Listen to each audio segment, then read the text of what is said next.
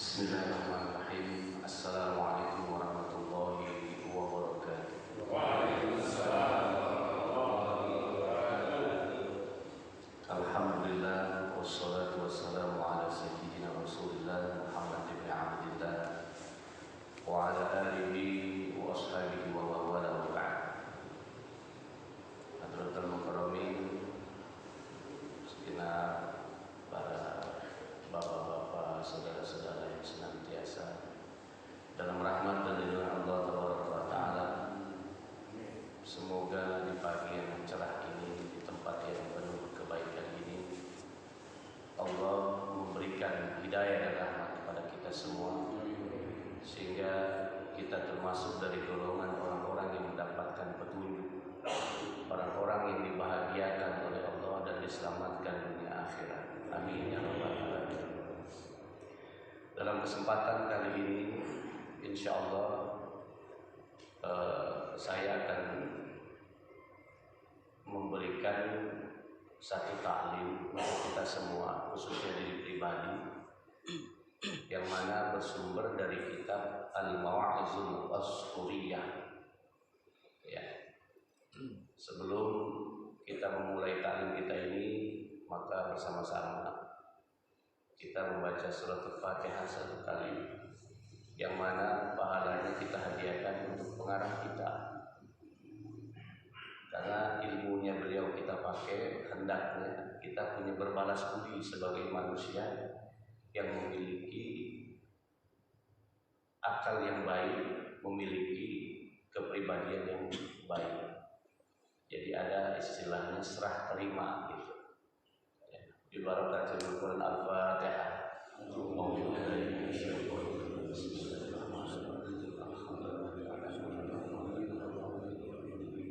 Iyyaka na'budu wa iyyaka nasta'in ihdinas siratal mustaqim siratal ladzina an'amta 'alaihim.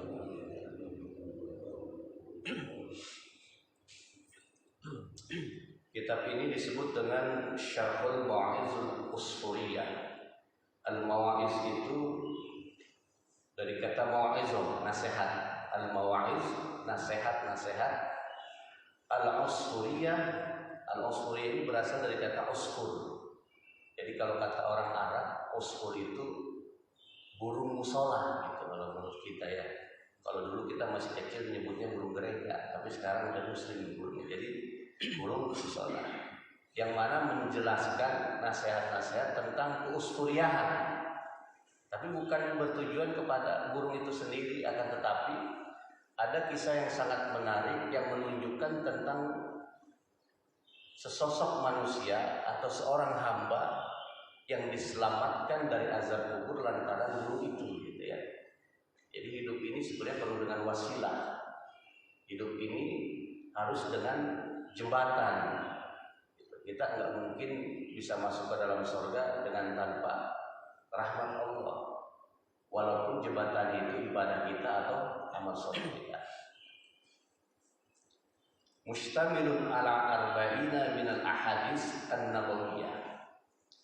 Jadi kitab ini terkumpul atas 40 hadis Nabi sallallahu alaihi wasallam ma'a qawaidit tarikhiyah wa hikayatun sufiyah, yang mana berlandaskan asas-asas sejarah-sejarah, pokok dasar sejarah yang bisa kita jadikan suri tauladan dalam kehidupan kita sehari-hari. Wa hikayatun sufiyah, hikayat-hikayat sufiyah, orang-orang yang disebut dengan ahli sufi. Di sini saya akan meluruskan sedikit tentang arti dan makna sufi itu sendiri, agar di antara kita tidak terjadi kesalahpahaman. Karena memang di antara banyak beberapa pendapat tentang sufi ini. Jadi ada sebagian ulama yang mengatakan bahwa sufiyah itu berasal dari kata sufa. Sufa itu adalah terasnya masjid, sampingnya masjid. Gitu. Di zaman baginda Rasul Shallallahu Alaihi Wasallam ada yang disebut dengan ahlu sufa, para sahabat yang tinggal di teras masjid. Kenapa? Lantaran kefaqahan mereka, nggak punya keluarga, kemiskinan mereka, perekonomiannya juga rendah. Akhirnya mereka tinggal di samping masjid. Itu tidur di situ, mimpi dulu juga di situ. Makanya di dalam fikih itu ada yang disebut dengan masjid, ada yang disebut dengan dairatul masjid. Nah, masjid ini yang ada di dalam ini. Tapi dairatul masjid itu samping masjid. Jadi ketika orang berjunub tidak masalah dia duduk di teras masjid. Tapi kalau di dalam nggak boleh. Seperti itu. Nah, sufi diistinbatkan dari kata sufa. Jadi para sahabat Nabi dulu yang suka tinggal di teras masjid. Ada yang disebut dengan sufi tanpa tasydid fa-nya. Itu disebut kain mol. Dan kebetulan identik pada masa Rasul SAW para sahabat itu tinggal di teras masjid karena dengan kefafaan mereka itu, jadi ke ekonomi yang sangat kurang sekali, mereka tuh senangnya pakai baju yang terbuat dari kulit kambing domba, dari wool gitu. Nah, sampailah kepada saat ini gitu ya. Adapun nanti hakikat dan tarekatnya itu punya kadar masing-masing di hadapan Allah, dan kita tidak boleh intervensi Allah atas segala perbuatan manusia lainnya, apakah itu baik ataupun buruk gitu ya. Jadi kisah ini juga mengandung wamirhu adabiyah, mengandung akhlak, mengandung adab gitu. Li hadrati Syekh Muhammad bin Abi Bakar, dikarang oleh seorang syekh yang bernama Muhammad bin Abi Bakar al-masyhur bil Asfuri, yang sangat terkenal dengan bi Asfuri, dengan usfuri, dengan burung yang tadi itu. Rahimahullahu wa ja'ala al-jannata maswahu, amin. Semoga Allah Subhanahu wa taala menyayangi beliau dan menjadikan surga sebagai tempat kembali beliau, amin ya rabbal alamin. Orang yang senantiasa mendoakan muslim atas kebaikan, Allah Subhanahu wa taala senantiasa mengucurkan rahmat kepadanya ya. Jadi sesama muslim itu harus saling mendoakan, karena walaupun bagaimana kita ini seorang dai, siapapun kita orangnya, karena punya amanat, beban amanat. Dari kalimat balighu anni walau ayat, kata baginda Rasul, sampaikan dariku walaupun cuma satu ayat. Nah, orang yang menyampaikan satu ayat itu disebut mubaligh gitu ya. Mubaligh. Nah, dan kita harus punya kriteria dalam ketablighan kita ini. Di antaranya fa'fu anhum wastaghfir lahum wasyawirhum fil amr. Ini surat Al-Imran ayat 159. Jadi fabima rahmatin minallahi linta lahum walau kunta fazzan gharizal qalbi lam faddu min hawli. Karena dengan rahmat Allah lah ya Muhammad, maka engkau bisa berlemah lembut dengan mereka, dengan manusia yang ada di sekitar. Law kunta fazzan gharizal qalbi lam faddu min hawli. Kalau seandainya engkau berwatak kasar dan berhati keras, niscaya mereka akan lari darimu. Nah, inilah yang disebut dengan tujuan Islam yang disebut sebagai rahmatan lil alamin. Gitu. Jadi posisikan diri kita bisa membawa Islam ini ke seluruh alam jagat raya ini sebagai agama yang penuh dengan kasih sayang Allah Subhanahu wa taala. Makanya fa'fu anhum wastaghfir lahum wasyawirhum fil amr. Ketika kita menerangkan seseorang, memberikan nasihat, pelajaran dan lain sebagainya, lalu dia juga masih berbuat kesalahan kepada kita, bahkan menzalimi kita, maka yang pertama fa'fu anhum, maafkan mereka. Ini paling sulit, Pak. Kita sudah berbuat baik, tapi orang berbuat zalim kepada kita. Tapi ini nilainya paling tinggi di sisi Allah, karena di antara penduduk ahli surga itu orang-orang yang masih jasadnya di dunia, tapi dia jiwanya udah di surga. Orang suka maafkan. Fa'fu amman zalama, kata baginda Rasul. Maafkanlah orang yang telah menzalimi kamu. Dan itu sangat sulit. Kenapa? Yang dizaliminya luar biasa. Ya hartanya, harga dirinya, kehormatannya, jabatan, rumah tangganya, dan lain sebagainya. Tapi disinilah yang disebut dengan rahmatan lil alamin. Wastaghfir lahum, lebih hebat lagi, dan mohon ampunkan kesalahan mereka. Mohon ampunkan kepada Allah Subhanahu wa taala atas kesalahan mereka. Sudah kita dizolimin, kita disakitin, martabat kita dirampas, harta kita juga dirampas, tapi kita disuruh mendoakan agar dia diampuni dosa-dosanya oleh Allah Subhanahu wa Ta'ala. Inilah Islam yang sebenarnya gitu ya. Makanya kajian ini disebut dengan kajian kisah-kisah yang berbau sufah atau kesufian. Jadi orang-orang yang senantiasa lebih mementingkan urusan ukhrawiyah dibandingkan duniawiyah gitu. Hadirin yang dirahmati oleh Allah Subhanahu wa Ta'ala. Dan yang ketiga, wasyawirhum fil amr. Itu jangan lupa, setiap ada satu perkara hendaknya kita bermusyawarah. Karena siapapun kita, apapun jabatan kita, ilmu kita lebih tinggi, kita pemimpin dan lain sebagainya, tetap Allah Subhanahu wa Ta'ala memberikan otak dan akal pikiran kepada makhluknya, itu punya keistimewaan masing-masing. Mungkin orang dalam pandangan kita, dalam dunia pendidikannya nggak setinggi kita, tapi boleh jadi Allah berikan otak cemerlang dalam berpikir. Gitu. Jadi rahasia Allah itu sangat luar biasa dan nggak bisa diterka-terka. Sehingga sekali lagi kita tidak bisa mengintervensi Tuhan semesta alam atas perbuatan manusia lainnya. Kita ngeliat orang nggak sholat rezekinya lancar, gitu kan? Waduh, orang nggak sholat rezekinya lancar. Kita dari dulu sholat begini-gini aja, nggak boleh gitu. Karena Allah yang punya urusan, ya. Nggak boleh kita suzon kepada Allah. Gitu. Nah, banyak kisah-kisah ini yang sifatnya sensitif di kitab ini. Kenapa saya ajukan kitab ini? Agar kita bisa mengambil pelajaran sebenarnya. Gitu. Biarkan kisah ini agak sensitif, yang penting hati kita nggak sensitif. Gitu. Artinya yang penting hati kita ini terbangun akidah kepada Allah Subhanahu wa Ta'ala. Keyakinan kita kepada Allah bihusnul zanni billah, gitu ya. Bismillahirrahmanirrahim. Kita mulai. Alhamdulillahirabbil alamin wal 'aqibatu lil muttaqin wa la 'udwana illa 'alal zalimin. Wassalatu 'ala khairi khalqihi Muhammadin wa alihi ajma'in wa ba'd.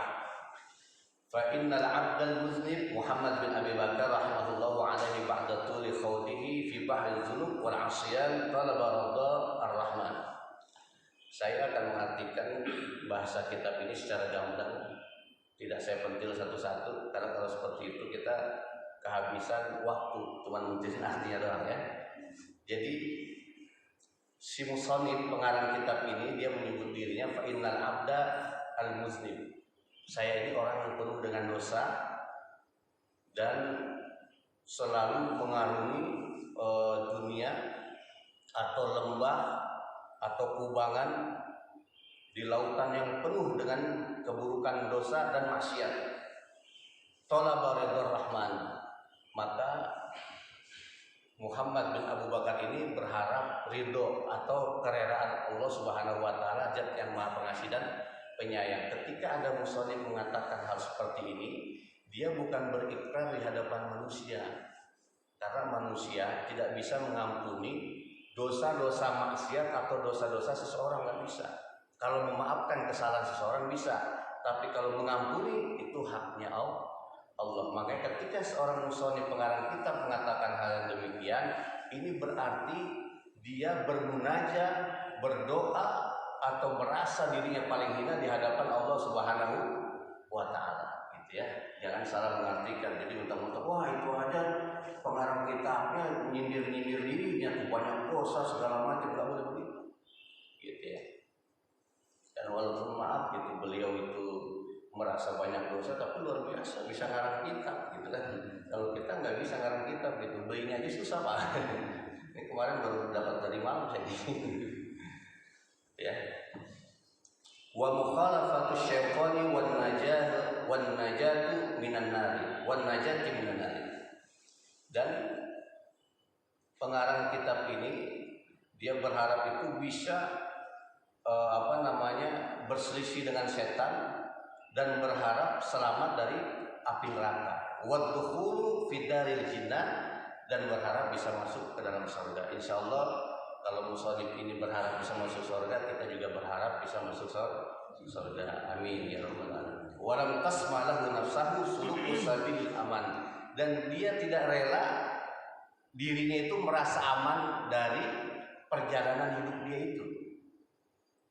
Ghaira annahu wajada fi hadisin khairil insan, kecuali apabila dia menemukan satu hadis dari sebaik-baiknya manusia, sahibul mu'jizat wal burhan, yang mana orang yang memiliki mukjizat-mukjizat dan petunjuk dari Allah Subhanahu wa taala. Annahu qala, bahwa sesungguhnya beliau sallallahu alaihi wasallam bersabda, man jama'a arba'ina hadisan fahuwa fil afwi wal ghufran.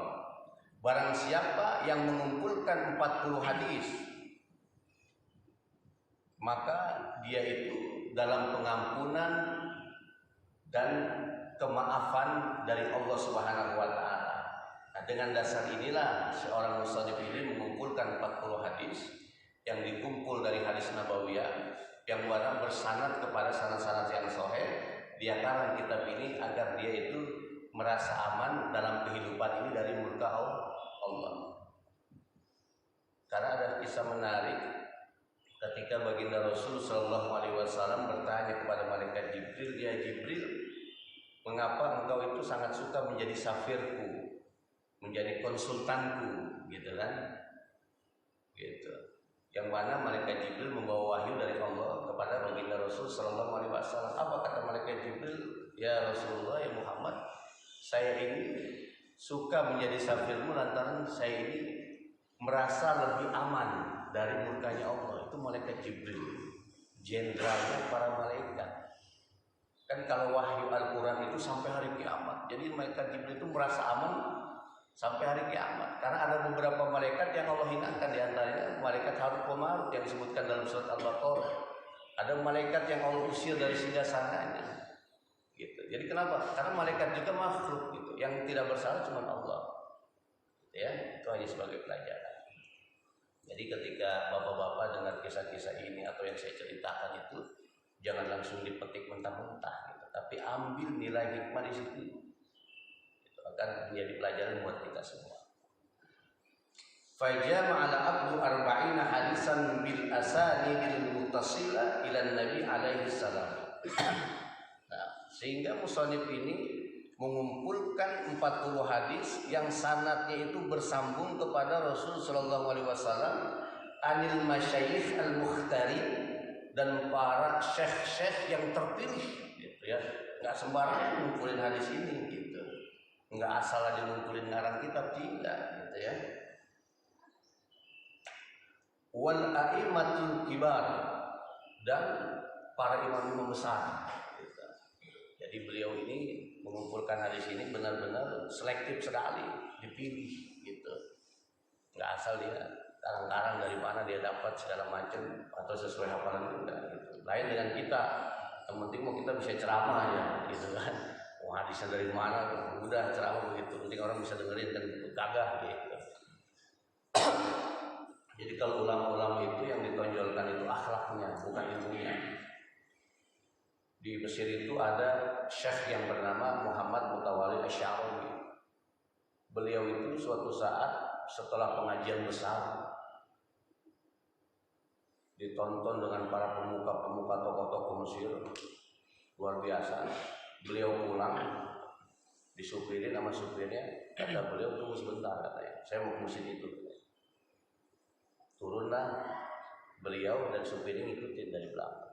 Itu beliau buka jubahnya, itu masjid disapu, sapu semua, digosok-gosokin, WC-nya apa semua. Apa yang dikatakan supir itu? "Ya Syekh, kenapa kau lakukan ini? Engkau orang besar." Lalu apa kata Syekh Syarawi? "Ketika saya memberikan ceramah atau taklim pengajaran kepada manusia-manusia, saya ini merasa besar di hadapan mereka. Nah, untuk saya bisa merendahkan diri saya di hadapan Allah, saya melakukan hal yang demikian." Itu syekh, ulama-ulama seperti itu. Ketika dia merasa besar, dia nggak mau di hadapan Allah. Makanya ada doa, "Allahumma ja'alni amamaka shaghira wa amaman nas kabira." Itu ya Allah, jadikanlah hamba ini di hadapan Kau makhluk yang lemah, makhluk yang kecil, makhluk yang penuh dosa, tapi jadikanlah di hadapan manusia orang yang mulia, orang yang besar. Hadirin yang dirahmati oleh Allah Subhanahu wa taala, kita teruskan. Wa yarwi kullu wahidin an ba'dil sahabat al-abrar, yang mana setiap hadis itu beliau riwayatkan itu dari sebagian sahabat yang abror.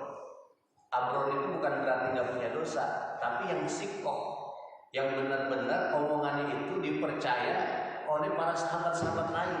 Gitu. Makanya pentingnya hadis itu harus steril. Ya. Makanya bagian hadis dibagi gitu kan, ada hadis sahih, hadis hasan, asal dari ghairi, hadis dhaif segala macam kan itu. Asal jangan hadis maudhu. Kalau hadis dhaif itu masih bermanfaat. Kenapa? Karena masih ada sambungan ke Rasul, cuma masih ada yang putus, gitu ya. Tapi bisa jadi hasan dari ghairi ketika ada tambahan syahid, gitu.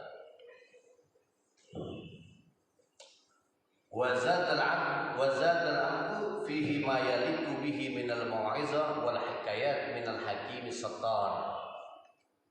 Jadi kalau bahasa orang Mesir itu kayaknya baca satar gitu ya, kayak ada orangnya dikit gitu. Kita gaya dikit nggak apa-apa lah gitu ya. Dan beliau ini menambahkan di dalam kitab ini sesuatu yang pantas di dalam nasihat dan cerita-cerita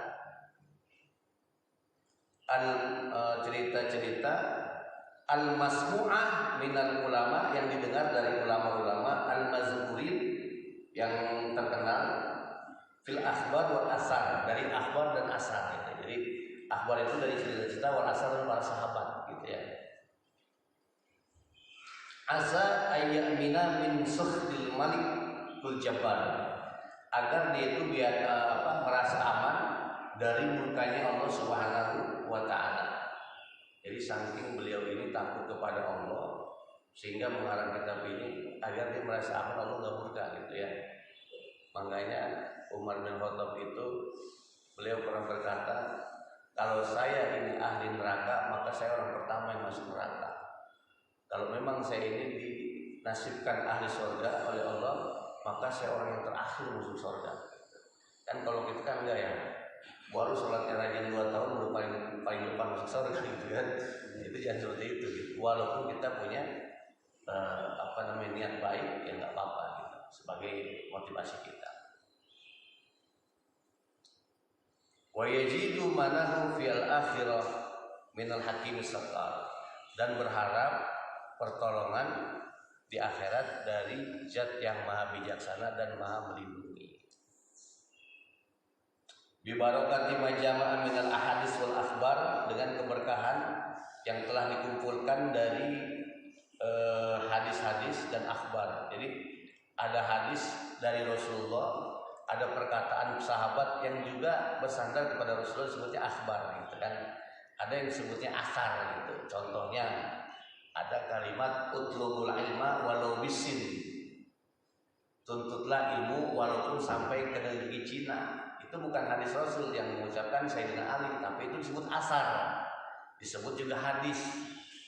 Kenapa? Karena seorang sahabat tidak mungkin mengucapkan sesuatu kecuali bersandarkan kepada Rasulullah. Sebagaimana kita mengucapkan sesuatu kebaikan kecuali bersandar dari para alim ulama, para asatid dan para guru-guru kita, gitu ya. Karena ilmu ini riwayat, Pak. Kalau ilmu ini sekedar akal, maka iblis itu lebih benar daripada malaikat. Kenapa? Iblis mengatakan Adam itu lemah, saya ini kuat. Benar. Karena Adam terbuat dari tanah, dia terbuat dari api. Tapi kalau secara taat, itu malaikat jauh lebih benar daripada iblis, gitu.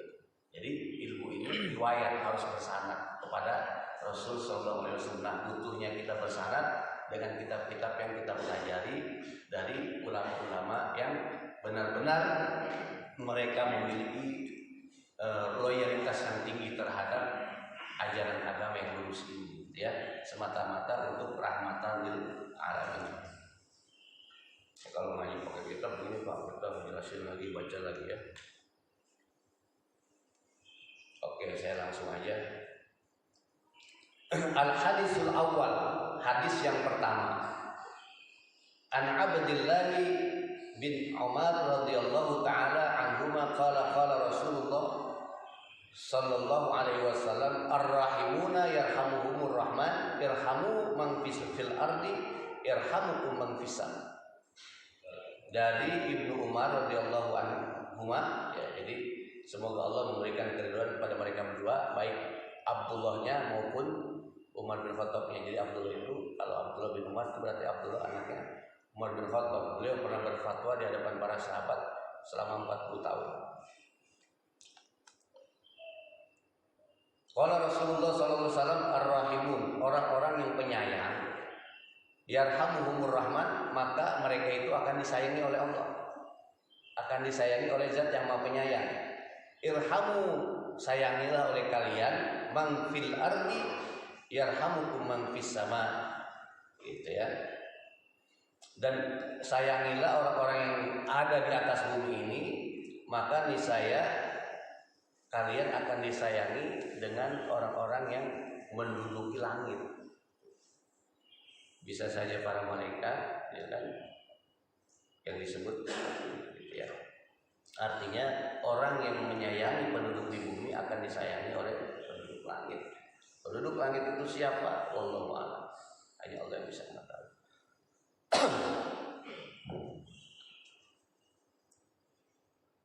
Jadi di langit juga ada penduduknya, Pak. Karena kan mungkin kita mengira alam semesta ini cuma dunia, enggak.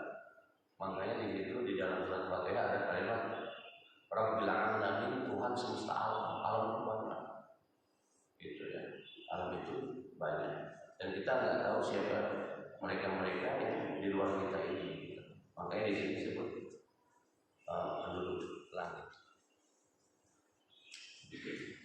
Dan orang yang membaca Al-Quran itu terlihat cahayanya oleh penduduk langit sebagaimana penduduk bumi melihat bintang-bintang di langit, gitu. Seperti itu orang yang baca Quran. Makanya ada satu kisah seorang astronot dari India, perempuan, itu ketika teropong dari luar angkasa, itu yang punya titik terang itu cuma 2, Mekah dan Madinah. Itu boleh menjadi bacaan Al-Quran yang tidak pernah terputus.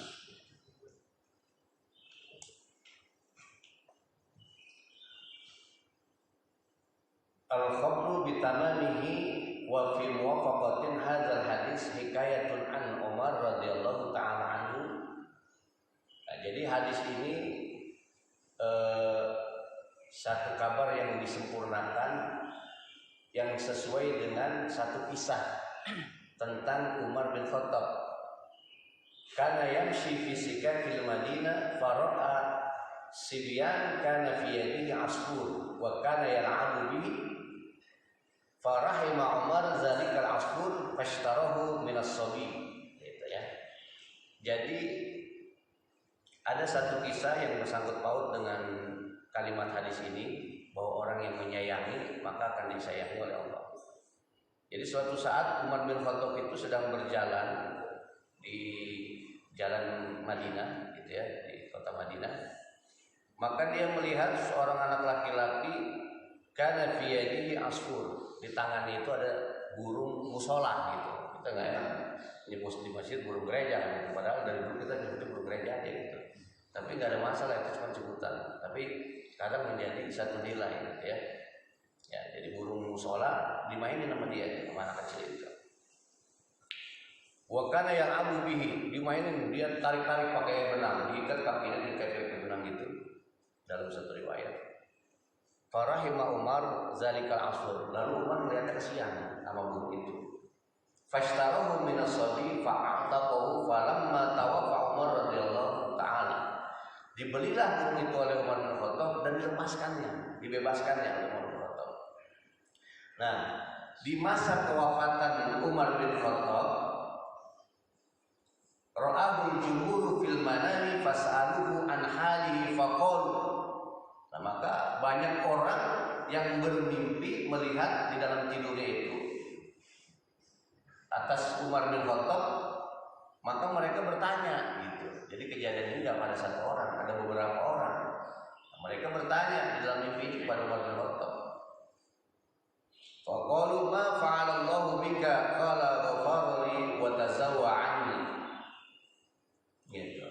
Ya Umar, apa yang Allah lakukan kepadamu ketika engkau sudah meninggal dalam kubur, gitu ya, gitu.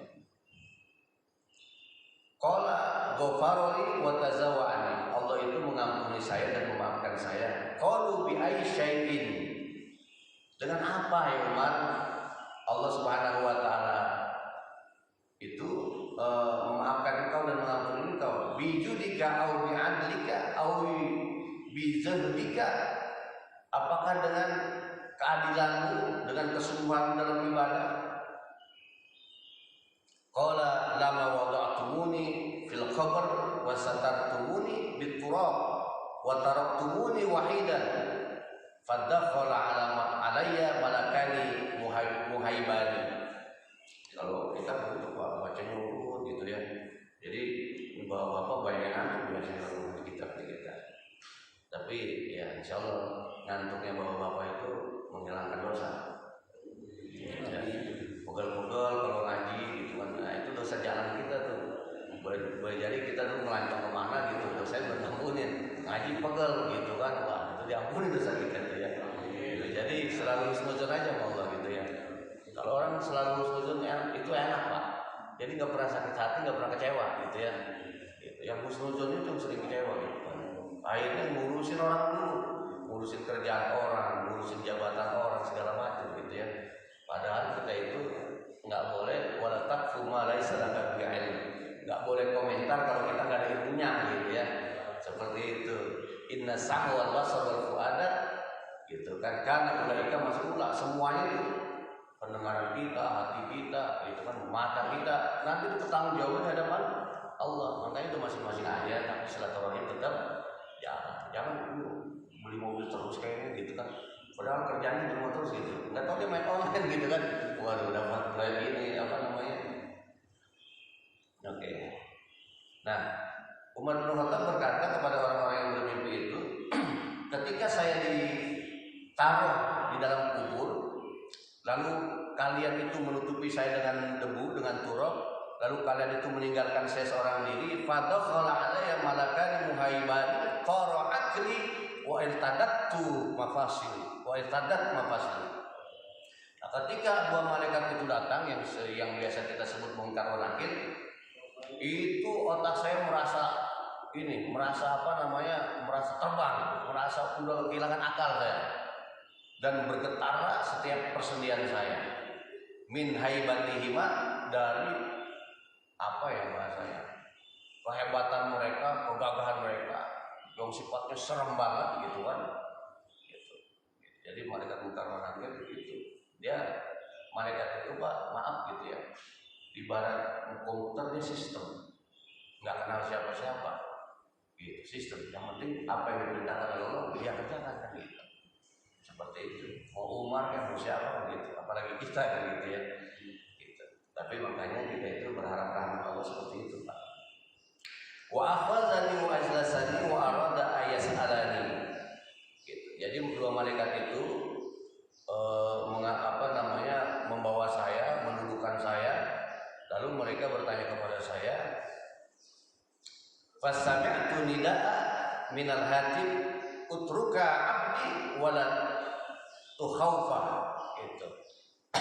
Lalu terdengar satu suara, ya, suatu suara, di sini disebutnya hatib. Makanya kalau orang Arab itu handphone itu hatib. Orang yang nggak ada tapi ada suaranya itu hatib. Nah itu seperti itu, terdengar suara ketika Umar bin Khattab ditanya, tinggalkanlah hambaku itu dan jangan kau takuti. Fa inni rahimtuhu wa tazawwajtu anhu. Karena saya telah menyayangi dia dan memaafkan dia, li'annahu rahima asfuran fid dunya fa rahimtuhu fil uqbi. Gitu. Jadi dia itu udah pernah nyayangin burung yang tadi saya ceritakan di dunia, dan saya menyayangi dia di akhirat. Gitu. Itu lantaran gara-gara burung doang orang bisa selamat dari azab kubur. Nah sekali lagi ya, apapun bentuk ibadah kita, apapun bentuk ketaatan kita kepada Allah, pada akhirnya kita hanya berharap dari rahmat dan kasih sayang rasa sayang Allah gitu. Tanpa rahmat dan kasih sayang Allah, ibadah kita akan tergantung gitu ya. Dapat pahala doang. Tapi apabila dihitung-hitungkan dengan nikmat Allah, pahalanya nggak ada apa-apanya. Gitu ya. Nah, hikayatun, ada hikayatun ukhra. Ada kisah yang selanjutnya, kisah yang lain. Kana 'abidun fi bani Israil marra 'ala kasibi min ar-ramal. Wa qad asaba bani Israil muja'atun fatamanna fi nafsi an hadha law kana daqiqan ushabbi'u butuni bani Israil. Jadi begini. Di zaman Bani Israil ada seorang hamba atau seorang ahli ibadah. Dia lewat di gundukan pasir yang sangat tinggi, dan kebetulan pada saat itu di Bani Israil sedang terjadi musibah kelaparan. Nah, musibah kelaparan. Lalu dia berharap kepada dirinya dan berkata, kalau seandainya gundukan pasir ini jadi gandum atau ini gandum, dia bilang apa? Maka saya akan menyangin perut-perut orang Bani Israil. Fa'auhallahu ta'ala ila nabi min ambaihim anna qal li fulanin innallaha ta'ala qad awjaba laka minal ajr.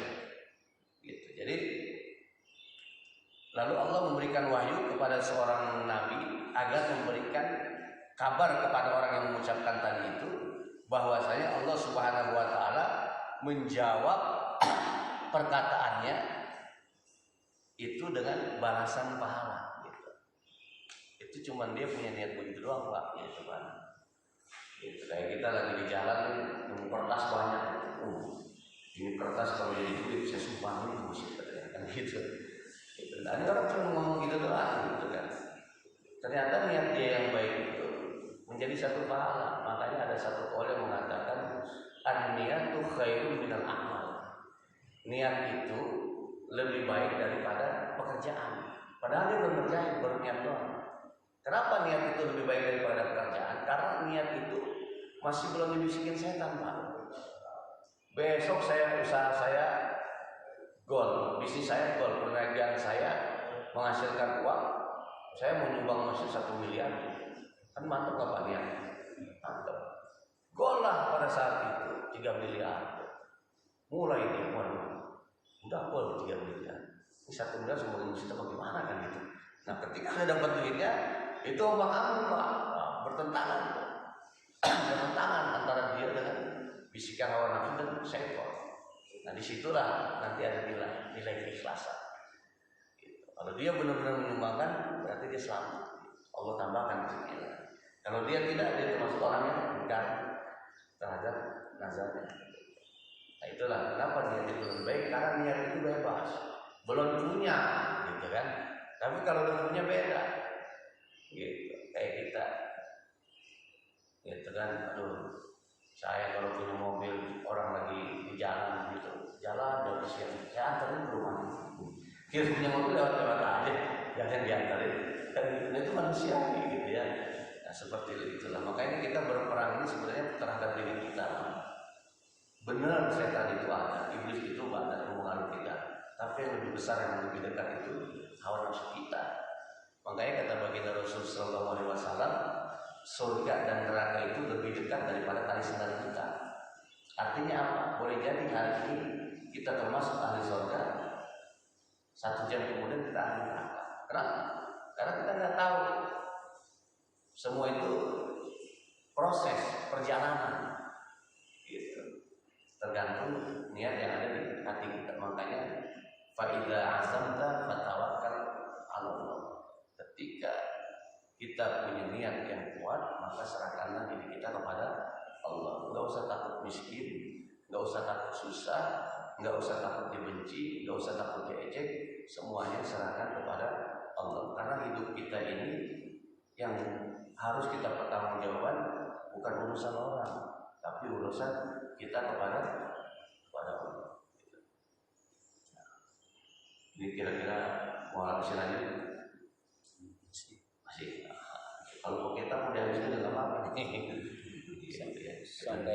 sampai waktu suruh aja. Oh, suruh ya. Atau bapak-bapak ada yang mau bertanya atau curhat, silakan nggak apa-apa. Kita berbagi ilmu masing-masing kan gitu ya. Gitu. Boleh jadi sesuatu yang saya nggak paham bapak paham, atau sesuatu yang saya paham bapak nggak paham gitu. Jadi ada interaksi gitu ya. Jadi nggak ngantuk bapak-bapaknya gitu. Jangan dengerin saya aja gitu ya. Gitu. Jadi pengajian itu bagusnya kita bahsul ilmu, membahas satu keilmuan gitu. Boleh jadi kan di antara kita ada yang penuh-penuh mau nanya gimana gitu. Nanya sama teman berantem, kenapa? Habis dia bukannya bohong gitu kan, nggak cocok mau ukuran otak saya gitu kan, seperti itu ya.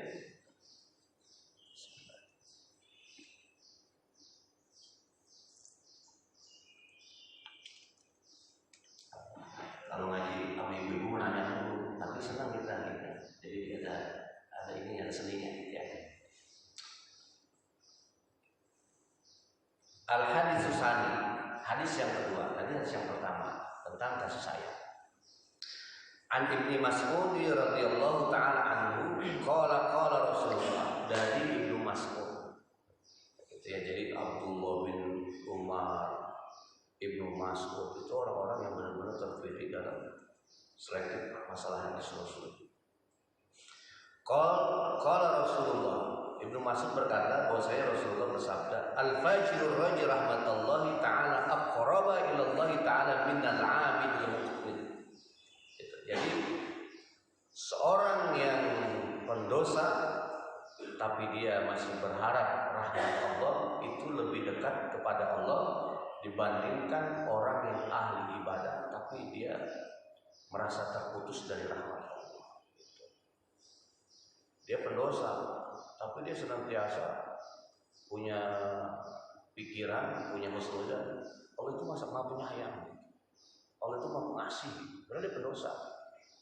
Nah itu lebih dekat kepada Allah dibandingkan seorang ahli ibadah. Sebentar-bentar sebentar-bentar kecewa, sebentar gimana hidup saya kata gitu.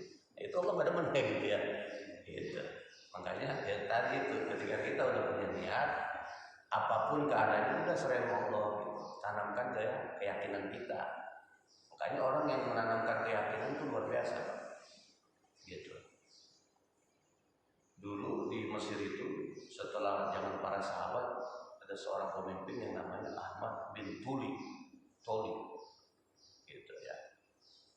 Nah itu pernah membunuh 18.000 manusia. Nah ada seorang ulama yang dia bertekad untuk meluruskan, gitu. Karena sebaik-baiknya jihad itu mengucapkan kalimat yang hak terhadap pemimpin yang zalim. Itu sebutnya ulama itu Hasan Az-Zahid, seorang yang sedang berzuhud. Ya. Akhirnya diketuklah pintu raja yang zalim itu. Dibilang ittaqillah, bertakwalah kamu kepada Allah. Kenapa engkau bunuh orang-orang itu tanpa dosa? Bunuhnya bukan dipenggal, dibiarkan berhari-hari tidak makan tidak minum, akhirnya mati kelaparan. Akhirnya datang seperti itu. Nah karena raja ini tersinggung, amir ini tersinggung, itu ditangkap. Si ulama tadi Hasan Az-Zahid itu ditangkap dan akan dibunuh. Bunuhnya luar biasa, bukan dipenggal. Kalau dipenggal enak, cepet, beres mati. Akan tetapi ulama ini dibunuh, dibuat dikasih macan lapar. Gitu. Akhirnya ditaruh di tempat yang sudah disediakan dan macan lapar itu semua pada teriak, pada takbir, dan di situ ada murid-muridnya beliau juga pada nangis. Gurunya diperlakukan seperti itu dengan pemimpin itu. Nah itu macan yang lapar luar biasa. Ketika macan itu masuk dan mendekati si orang alim ini, ulama ini, itu macan nggak makan. Ternyata cuma dicium-cium doang mukanya, tidak tahu macan. Akhirnya macan itu kabur. Orang bersorak takbir. Akhirnya dibawa ke raja tadi, pemimpin tadi itu. Ditanya, kamu nggak takut sama macan? Enggak, saya nggak takut sama macan. Gitu. Kalau emang saya ini rezekinya macan makan saya. Kalau nggak rezeki macan nggak bakal makan saya gitu. Lalu dia mengucapkan ayat Al-Quran, Alaihissallahu bikafin abdah. Bukan Allah menjaga hambanya, hanya ada nilai keyakinan. Lalu apa yang kau pikirkan ketika engkau mau dimakan macan? Dia bilang, saya hanya terpikir satu, kata saya. Ketika macan itu nyiumin saya, ngejilatin saya berpikir hukum fikihnya seperti apa? Liurnya macan ini najis apa enggak gitu. Itu kepikiran begitu doang, Pak. Kalau kita kan mau dimakan macan, pikir apa? Anak istri kita makan apa? Istri kita dikawin sama siapa gitu ya? Mungkin itu. Kalau itu ulama seperti itu, makanya ada keyakinan di dalam hatinya. Nah itu lagi. Makanya pengajian kita ini sebenarnya untuk menambahkan nilai keyakinan kita bahwa Allah itu sifatnya Maha Rahman, sifatnya Maha Penyayang. Makanya saya dalam setiap pengajian lebih senang mengaji tentang zaman wa kamalnya Allah. Lebih senang keindahan dan kesempurnaan Allah gitu. Bukan saya nggak senang dengan azab Allah gitu. Tapi saya lebih senang membahas kesananya gitu ya. Lalu pengajian kalau sebentar-bentar siksa kubur, sebentar neraka apa? Yang ngaji puyeng juga kira-kira gitu. Ngaji lagi pokoknya ceritanya neraka mulu kan gitu. Wah, tambah puyeng aja kira. Pulang ke rumah ditanya istri punya duit nggak Pak? Puyeng lagi. Makanya tuh suami itu lebih cepat mati begitu Pak dibanding istri. Iya. Sekarang punya duit nggak punya duit istri nanya Pak minta duit ya kan. Keluar sedikit Pak minta duit gitu. Gimana kamu mati kita gitu ya. Bentar duit. Ya kita lanjutkan.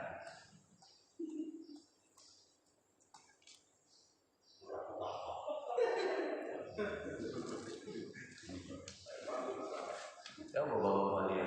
Biasanya suami itu lebih mati dulu daripada istri ya. Ini kita sudah duit gitu. Udah tahu corona kemana-mana di rumahnya, kita duit lagi gitu kan. Tahu kita ngelempar orang di rumah gitu kan. Waduh, pejuang di zaman sekarang berbeda dari zaman dulu. Pejuang itu benar-benar berkorban di medan perang. Ini mau kita disebut pahlawan cuma timuran doang gitu. Waduh, pahalanya gede banget gitu kan. Ya, di sini ada sebuah hikayah.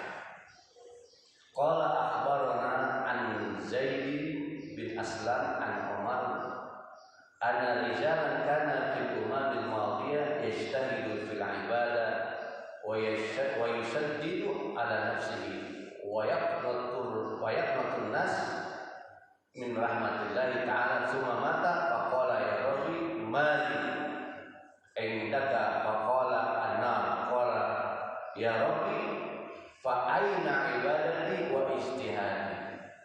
Jadi pada kisah umat-umat terdahulu gitu ya. Kisah umat-umat terdahulu ada seorang ahli ibadah yang mana dia sangat rajin ibadahnya.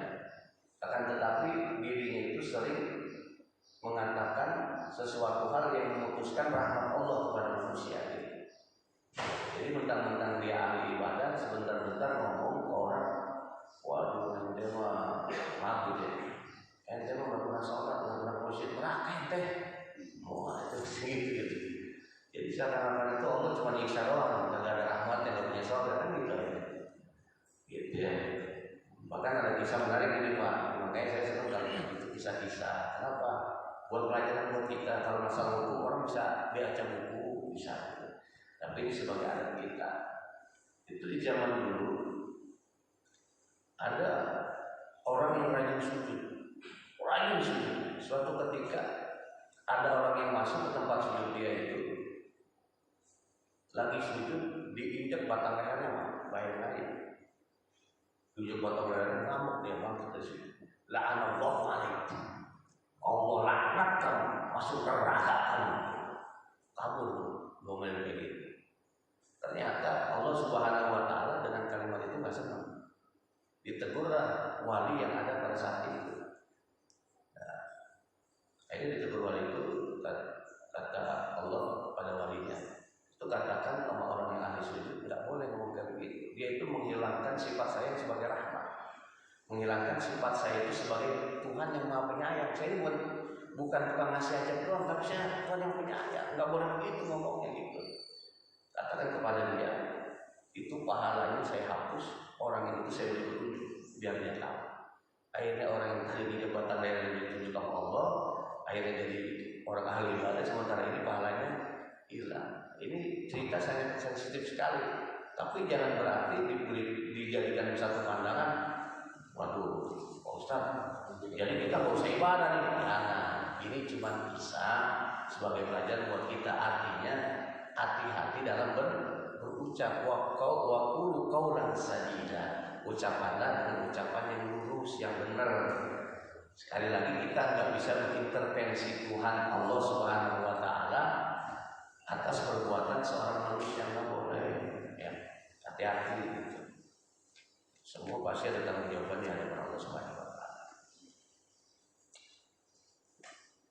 Nah, ini seorang pada zaman umat terdahulu ahli ibadah, tapi dia sering memutuskan manusia kepada rahmat Allah. Kemudian dia meninggal dunia. Faqala ya Rabbi mali 'indak. Lalu dia bertanya kepada Allah, ya Allah, ya Tuhanku, apa balasan saya darimu ya Allah? Faqala ana, untuk kamu neraka kata Allah. Wah, ya. Tidak neraka gitu ya. Qala ya Rabbi fa aina ibadati wa ijtihadi. Ya Rabb, mana ibadah saya? Mana jihad saya gitu kan? Seperti itu. Faqala innaka kunta ta'murun nasa min rahmati fid dunya fa ana aqalutuka al-yawma min rahmati. Kamu dulu di dunia sering putusin rahmatmu kepada orang. Sekarang saya putuskan rahmatmu darimu pada saat ini gitu ya. Jadi nggak boleh ngancam-ngancam orang, azab dan sebagainya. Jadi kita juga nggak boleh menghina atau menjelekan seseorang yang mana dia beribadah dengan cara yang mungkin aneh buat kita, aneh ibadahnya, nggak boleh. Itu urusan dia sama Allah. Yang penting kita hubungan kita sebagai sesama manusia ini itu selalu berjalan, selalu langgeng. Nggak boleh kita memutuskan tali silaturahim. Urusan ibadah dia ibadah Allah, tapi ketika yang menurut syariat salah dibenarkan, diajarkan gitu. Duduk bareng, disebutnya tabayun. Jadi kalau tabayun itu enak Pak. Gitu, tegur kamu maaf, bisa ngobrol sebentar gitu. Kenalan sama saya, bapak siapa? Pak maaf gitu ya. Waduh bapak ini ibadahnya hebat banget ya. Kayaknya baru melihat kayak saya udah siap begini sholatnya gitu kan. Tanya gitu, gimana Pak, ngambil dari mana? Nah, dia pasti ada penjelasannya. Kalau dia ada penjelasannya dan kita lihat jauh dari ajaran syariat, kita ajarkan gitu. Jangan langsung diponis seperti itu, gitu ya. Karena kita yakin setiap orang yang beribadah, yang berakal itu, dia pasti memiliki guru, memiliki ustaz. Gitu. Nah, nanti tanggung jawab guru dan ustaznya lah nanti di yaumul kiamat. Ya, ini masih ada waktunya apa? Cukup ya. Ya. Karena kalau baca kisah lagi masih panjang gitu kan. Bisa sampai zuhur kita ya.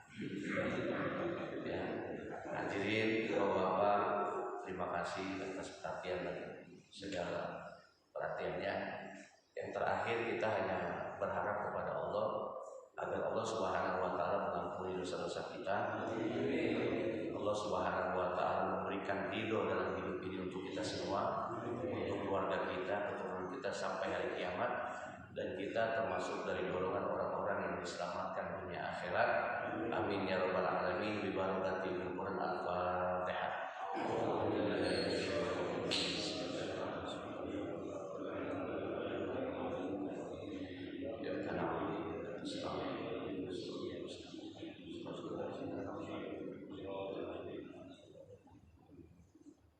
Allahumma sholli wa sallim wa barik ala sayyidina Muhammadin fil awwal wal akhir.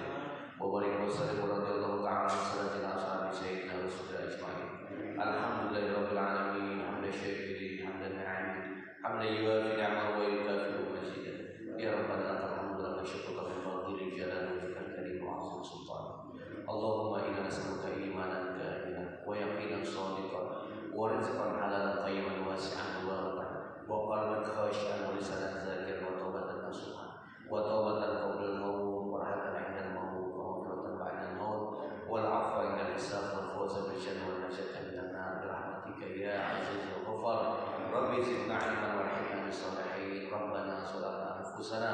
وإن لم تغفر لنا وترحمنا لنكونن من الخاسرين ربنا آتنا في الدنيا حسنة وفي الآخرة حسنة وقنا عذاب النار وصلى الله على سيدنا محمد وعلى آله وصحبه وسلم بفضل سبحان ربك رب العزة عما يصفون والسلام على المرسلين والحمد لله رب العالمين هدانا الله وإياكم أجمعين والسلام